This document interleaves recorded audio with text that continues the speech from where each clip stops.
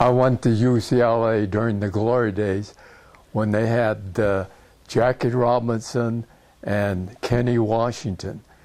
And at that time, UCLA is not like present day. It just had grass field across the men's gym. Hitoshi Yonemura was going to UCLA at the same time I was going. And he was a very popular man, and he was a head yell leader.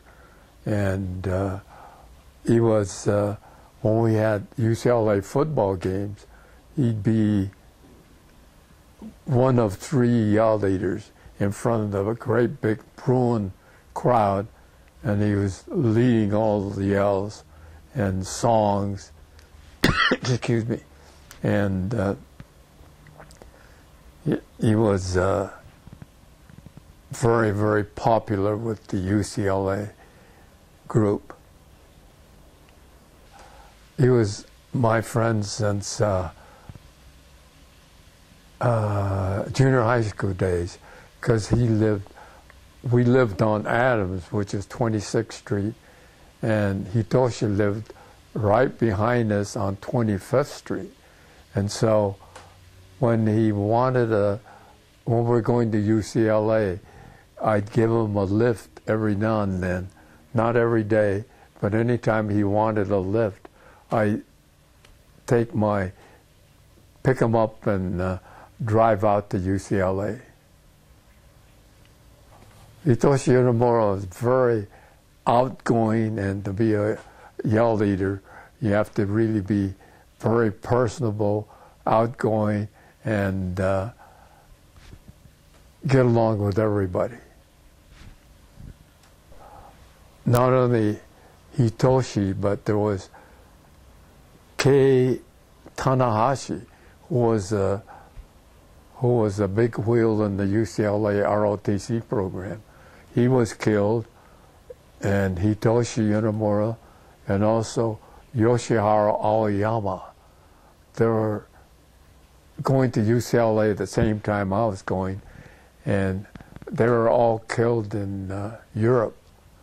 I was very fortunate to be going to the Pacific side, and we weren't exposed to all the gunfire, artillery fire, and things like that.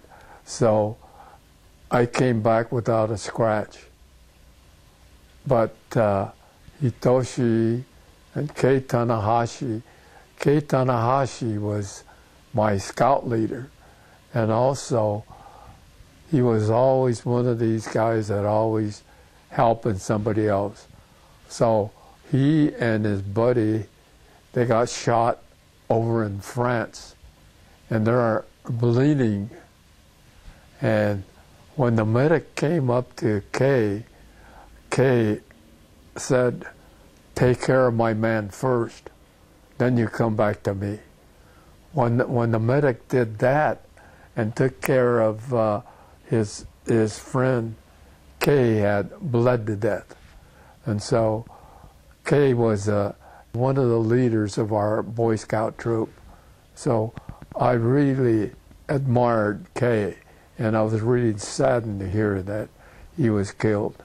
And Yoshiharu Aoyama was in my chemistry class at UCLA, and he was another one that was killed besides Hitoshi Yonemura. They were all in the ROTC because all men students, they all have to be in the ROTC. It's mandatory.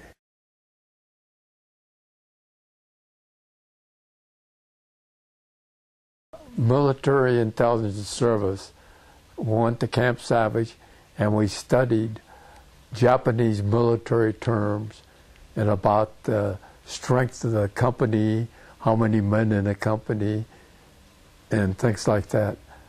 And funny thing, the American Army taught you, if you're ever captured, just give the enemy name, rank, and serial number. That's the only thing. Japanese Army, they're not supposed to be captured. So they were not told to divulge all that information. So when we talked to a prisoner, we could ask them, you know, give them an American cigarette. They really enjoyed that. And then we ask them, how many men in your company? How many men in your platoon? What's the name of your officer? You know, all that kind of information. And they're all give us replies to all that question. And that was, I just wondered why it was so, but I think as I recollect, you know, the Japanese soldiers are not supposed to surrender. So they weren't supposed to be captured or talking to the enemy interrogators. And so that's the reason why they gave us all that information. We were attached to ATIS, which is Allied Translators Interpreter Section. And what we did was translate magazines, diaries, all the things that were found on the soldier's body. That was another thing. We were told never to carry a diary or things that would give the enemy information. But here again, Japanese soldiers were not taught that. So they had all their information about their family and pictures and all those things. And so we were able to get all kind of information from the diaries, the pictures, the letters that the soldiers carried.